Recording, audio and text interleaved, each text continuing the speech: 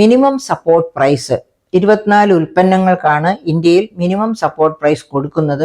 ആ minimum support price legalise ചെയ്യണം എന്ന് ഒരു ഡിമാൻഡ് വെച്ചിരുന്നു. അപ്പോൾ അതിനെപ്പറ്റി ഒരക്ഷരം പോലും മിണ്ടിയിട്ടില്ല. ഇനി എവിടെയെങ്കിലും ബജറ്റിന്റെ ഡീറ്റെയിൽസിലേക്ക് കടന്നു ചെല്ലുമ്പോൾ എവിടെയെങ്കിലും ഉണ്ടോ എന്ന് എനിക്ക് അറിഞ്ഞുകൂടാ. അങ്ങനെ ഇരിക്കുമ്പോൾ എന്താണ് ഈ മിനിമം സപ്പോർട്ട് പ്രൈസ്, എന്താണ് അതിൻ്റെ ലോജിക്ക് എന്ന് എന്നോട്, ഞാൻ ഒരു യാത്രയിലായിരുന്നപ്പോൾ ഒരു സഹയാത്രക്കാരൻ എന്നോട് ചോദിച്ചു. പക്ഷെ ഈ സഹയാത്രക്കാരൻ ഒരു നിസാരനല്ല. അതുകൊണ്ടാണ് ഞാൻ അത്യാവശ്യമായിട്ടും അതിനൊരു എക്സ്പ്ലനേഷൻ കൊടുത്തു അദ്ദേഹത്തിന്. അത് തന്നെ ഞാൻ അദ്ദേഹത്തിൻ്റെ സംശയം എന്തായിരുന്നു എന്നാണ് ഞാൻ ഇവിടെ എൻ്റെ സുഹൃത്തുക്കളോട് പങ്കിടാൻ ആഗ്രഹിക്കുന്നത്. അദ്ദേഹം CET, അതായത് കോളേജ് ഓഫ് എഞ്ചിനീയറിംഗിൽ തിരുവനന്തപുരത്ത് പഠിച്ച് ഡിഗ്രി എടുത്തു, BTech എടുത്തു.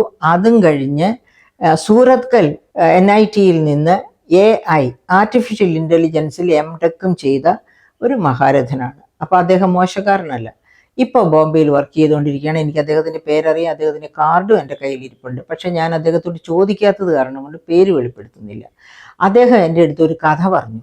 എന്നോട് ചോദിച്ചു ആദ്യം, എന്തിനാണ് ഈ MSP വെച്ചിരിക്കുന്നത്, ആർക്കാണ് അതുകൊണ്ട് പ്രയോജനം കിട്ടുന്നത്? അപ്പം ഞാൻ പറഞ്ഞു, MS സ്വാമിനാഥൻ പറഞ്ഞിരിക്കുന്നത് എല്ലാ കാർഷിക വിളകൾക്കും മുഴുവൻ ഉൽപ്പന്നത്തിനും, ഇല്ലെങ്കിൽ വലിയ കർഷകരാണെങ്കിൽ അവരുടെ പരിധി വിട്ട് ഉള്ളതിന് വേണമെങ്കിൽ MSP കൊടുക്കാതിരിക്കാം. പക്ഷേ താഴ്ന്ന കച്ചവടക്കാർക്ക്, കർഷകർക്ക് അവർ ഉൽപ്പാദിപ്പിക്കുന്ന മുഴുവൻ ഐറ്റത്തിന്, അവരുടെ വീട്ടിലെ ഉപഭോഗത്തിനായിട്ട് മാറ്റി വയ്ക്കുന്നതിന് പോലും MSP കൊടുക്കണം എന്നാണ് സ്വാമിനാഥൻ്റെ റിപ്പോർട്ടിൽ റെക്കോർഡ് ചെയ്തിരിക്കുന്നത്. അപ്പോൾ എന്തിനാണ് അങ്ങനെ കൊടുക്കുന്നത്? അതായത് MSP മിനിമം സപ്പോർട്ട് പ്രൈസ് കൊടുക്കുന്നത് സർക്കാർ നേരിട്ടാണ്. അപ്പം നമുക്കറിയാം നെല്ലിൻ്റെ സപ്പോർട്ട് പ്രൈസ്, പാരിയുടെ സപ്പോർട്ട് പ്രൈസ്, ആ സപ്പോർട്ട് പ്രൈസ് ഇവിടെ പാരി റെസീറ്റ് ഷീറ്റായിട്ടൊക്കെയാണ് കേരളത്തിൽ കൊടുക്കുന്നത്. അങ്ങനെ തകഴിയിൽ കഴിഞ്ഞ വർഷം മരിച്ച ആൾ, അത് എത്ര പേര് കേരളത്തിൽ തന്നെ അത് സമയത്ത് ഗവൺമെൻറ് കൊടുക്കാത്തത് കൊണ്ട് മരിക്കുന്നു. പക്ഷേ സാധാരണ രീതിയിൽ ഈ പറയപ്പെട്ട മിനിമം സപ്പോർട്ട് പ്രൈസ് കേരളത്തിൽ നെല്ലിനും തേങ്ങയ്ക്കും മാത്രമേ ഉള്ളൂ, കൊപ്രയ്ക്കും മാത്രമേ ഉള്ളൂ. അപ്പോൾ ഈ 2 എണ്ണമേ ഉള്ളൂ എങ്കിൽ പോലും ഈ 2 എണ്ണത്തിന് പോലും സമയത്ത് മിനിമം സപ്പോർട്ട് പ്രൈസ് ഗവൺമെൻറ് കൊടുക്കാറില്ല. എത്രയോ വർഷങ്ങളായിട്ട് LDF ഗവൺമെൻറ് വന്നതിന് ശേഷം ആ ശീലമൊക്കെ അങ്ങ് മാറിപ്പോയി. അതിനു മുൻപ് കുറച്ച് പ്രശ്നങ്ങളുണ്ടെങ്കിലും ഇത്രയില്ലായിരുന്നു. അപ്പോൾ എന്താണ് ഈ മിനിമം സപ്പോർട്ട് പ്രൈസ്? എന്ത് ഉൽപ്പാദിപ്പിച്ചോ ആ ഉൽപ്പാദനത്തിന് ഒരു വില നിശ്ചയിക്കുക. സാധാരണ രീതിയിൽ ഓരോ വർഷവും വില വർദ്ധിച്ചു വരാൻ സാധ്യതയുള്ള ആ രീതി കണക്കിലെടുത്ത് ഒരു ഉയർന്ന വില നിശ്ചയിച്ച് ആ ഫണ്ട് വലിയ ഭാഗവും കേന്ദ്രമാണ് ചെലവഴിക്കുന്നത്. കേന്ദ്രം കൊടുക്കുന്നതിനോട് ചേർത്ത് സംസ്ഥാനത്തിൻ്റെ വിഹിതവും കൂടി ചേർത്താണ് ഈ മിനിമം സപ്പോർട്ട് പ്രൈസ് കൊടുക്കുന്നത്. അങ്ങനെ കൊടുക്കുന്നത് കൊണ്ട് അങ്ങനെ മുഴുവൻ കർഷകർ ഉൽപ്പാദിപ്പിക്കുന്ന മുഴുവൻ ഉൽപ്പന്നത്തിനും കൊടുക്കണം എന്നാണ് പറഞ്ഞിരിക്കുന്നത്. അതല്ലാതെ ഇത് പഞ്ചാബിലും അതുപോലെ അങ്ങനെ ചില സംസ്ഥാനങ്ങളിൽ മാത്രമായിട്ട് ഒതുക്കി നിർത്തേണ്ടതല്ല. അതൊക്കെ ജനങ്ങളുടെ പിടിപ്പുകേട്, സംസ്ഥാന ഭരണകൂടങ്ങളുടെ പിടിപ്പുകേട്, കേന്ദ്ര ഗവൺമെൻറ്റിൻ്റെ അവഗണന, ഇതെല്ലാം കൊണ്ടാണ് അതിങ്ങനെ കോൺസെൻട്രേറ്റഡ് ആയിട്ട് ചില സംസ്ഥാനങ്ങളിൽ മാത്രമാകുന്നത് എന്നുള്ളതൊക്കെ നമ്മൾ മനസ്സിലാക്കണം. അപ്പം അങ്ങനെ പറഞ്ഞപ്പോഴാണ് അദ്ദേഹം ഒരു കഥ ചുരുളഴിക്കുന്നത്. എന്താണ്? അദ്ദേഹം കുറച്ച് നാൾ തമിഴ്നാട്ടിൽ ജോലി ചെയ്തിരുന്നു. അങ്ങനെ തമിഴ്നാട്ടിൽ ജോലി ചെയ്തിരുന്നപ്പോൾ അദ്ദേഹത്തിൻ്റെ ശ്രദ്ധയിൽപ്പെട്ടിട്ടുള്ളത് തക്കാളി കൃഷിക്കാരെയാണ്. തക്കാളി കൃഷി ചെയ്യുമ്പോൾ അദ്ദേഹം പറഞ്ഞ ഒരു ടേം ഉണ്ട്, ആ ടേം ഞാൻ മറന്നുപോയി. ഒരു 5-6 കിലോ കൊള്ളുന്ന ഒരു കൂട എന്ന് നമുക്ക് കണക്കിലെടുക്കാം. 5-6 കിലോ കാണും ആ ഒരു കൂടയ്ക്കകത്ത്. ഒരു കൂടയ്ക്ക് 25 പൈസ, 6 കിലോയൊക്കെ ഉള്ളൊരു കൂടയ്ക്ക് 25 പൈസയാണ് കർഷകന് കിട്ടുന്നത്. MSP ആണെങ്കിൽ നേരെ കർഷകനാണ് വില കിട്ടുന്നതെന്ന് ഓർക്കണം, ഫിക്സ് ചെയ്തിരിക്കുന്ന വില. ഇവിടെ അങ്ങനെയൊന്നുമില്ല, തക്കാളിക്കില്ല. ഈ 24 ഉൽപ്പന്നങ്ങളുടെ കൂടെ തക്കാളി ഇല്ല. അതുകൊണ്ടാണ് തക്കാളിക്ക് വില കിട്ടാത്തത്. അപ്പോൾ 25 പൈസയാണത്രേ ഈ 6 കിലോ കൊള്ളുന്ന ഒരു കൂട ഫ്രഷ് തക്കാളി അതേന്ന് പറിച്ചെടുക്കുമ്പോൾ കിട്ടുന്നത്.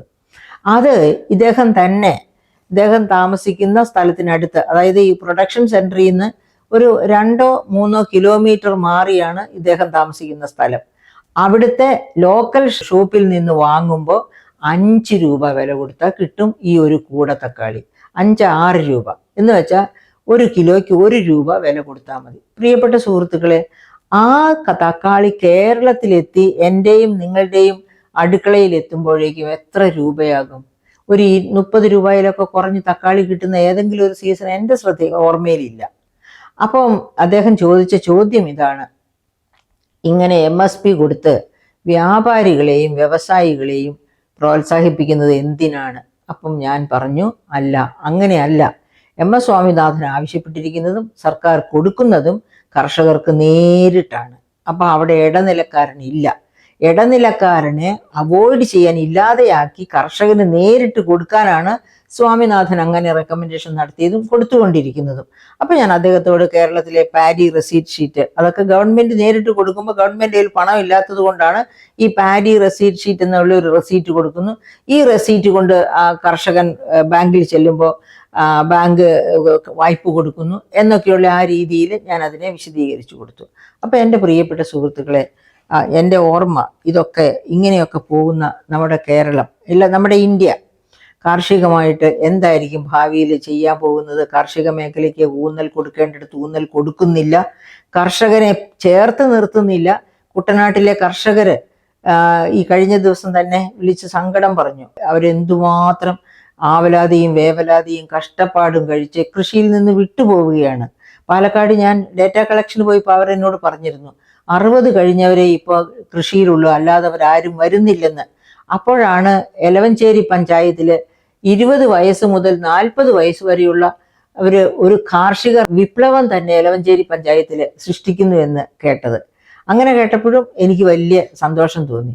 അപ്പൊ അങ്ങനെയുള്ള അത്ഭുതങ്ങൾ ഉണ്ടാകണമെങ്കിൽ, കാർഷിക റെവല്യൂഷൻ ഉണ്ടാകണമെങ്കിൽ MSB എല്ലാവർക്കും, കേരളത്തിൽ ഒത്തിരി ഡൈവേഴ്സിഫൈഡ് ക്രോപ്പിംഗ് പാറ്റേൺ ഉള്ള ഒരു സംസ്ഥാനമാണ്. ഈ എല്ലാ ക്രോപ്സിനും MSP കൊടുക്കുകയാണ് എന്നുണ്ടെങ്കിൽ ആ MSP വഴിയായിട്ട് ആ ക്രോപ്പുകളൊക്കെ വളരും. അത് കഴിഞ്ഞ് വാല്യൂ അഡീഷൻ, നമുക്ക് ലോക വിപണി പിടിച്ചടക്കാൻ പറ്റും. നമ്മൾ അതിൻ്റെയൊക്കെ മൂല്യാധിഷ്ഠിതമായ നമ്മുടെ സ്പൈസസ് ഒക്കെ ആഗോള തലത്തിൽ എന്തുമാത്രം ഇഷ്ടപ്പെടുന്ന, ഡിമാൻഡ് ചെയ്യപ്പെടുന്ന ഉൽപ്പന്നങ്ങളാണ്. അതൊക്കെ മറ്റുള്ളവരാണ് പ്രയോജനപ്പെടുത്തുന്നത്. മലയാളിയെ കൊണ്ട് ഒന്നിനും കൊള്ളത്തില്ല എന്ന് പറയേണ്ടി വന്നു പോവുകയാണ്. കാരണം 40 ലക്ഷത്തിലേറെ അന്യസംസ്ഥാന തൊഴിലാളികളാണ് ഇവിടെ വന്ന് ജോലി ചെയ്യുന്നത്. എന്നിട്ട് ഇവിടെയുള്ളവർ അയ്യോ തൊഴിലില്ലേ എന്ന് പറഞ്ഞുകൊണ്ട് ഇന്ത്യ വിട്ടു പോകുന്നു. എന്തൊരു മോശമായ, ലജ്ജാകരമായ ഒരു സിറ്റുവേഷനാണ്. ഇവിടെയുള്ള ഉൽപ്പന്നങ്ങളെ മൂല്യവർദ്ധിത ഉൽപ്പന്നങ്ങളാക്കി ലോക വിപണി മുഴുവനും കാൽക്കീഴിലാക്കാൻ മലയാളിക്ക് കഴിയുമെന്നിരിക്കുകയാണ് ഇത്. ബജറ്റ് ആണെങ്കിലും ഇതൊന്നും കണ്ടതായിട്ട് നടിക്കുന്നില്ല. അപ്പം നമ്മുടെ രാഷ്ട്രീയത്തിൽ നമ്മളെ ഭരിച്ചുകൊണ്ടിരിക്കുന്നവർക്ക് ആർക്കും ഇങ്ങനെയുള്ള സർഗശക്തിയോ ചിന്താശീലമോ ഒന്നുമില്ല. അവർ ജനങ്ങൾക്ക് വേണ്ടിയല്ല ചിന്തിക്കുന്നത്. അവനവൻ്റെ പോക്കറ്റിൽ എന്ത് വരും, അവനവൻ്റെ സുഖവും സന്തോഷവും എല്ലാവരും എപ്പോഴും കേട്ടോണ്ടിരിക്കുന്നത് പിന്നെ 12 ലക്ഷം വരെയുള്ളവരുടെ ഇൻകം ടാക്സ് റിലാക്സേഷനെ പറ്റിയാണ്. 12 ലക്ഷം വരെ ഇൻകം ടാക്സ് കൊടുക്കാതെ പോകാമെന്ന്. 12 ലക്ഷത്തിനേക്കും മുകളിൽ വരുമാനമുള്ളവർ 12 ലക്ഷം വരെ ഇൻകം ടാക്സിൽ നിന്ന് മുക്തി കിട്ടി സന്തോഷത്തോടെ കഴിയാൻ ആഗ്രഹിക്കുന്നവർ, അങ്ങനെയുള്ള ഒരു ജനതയായി നാം മാറിക്കൊണ്ടിരിക്കുകയാണ്.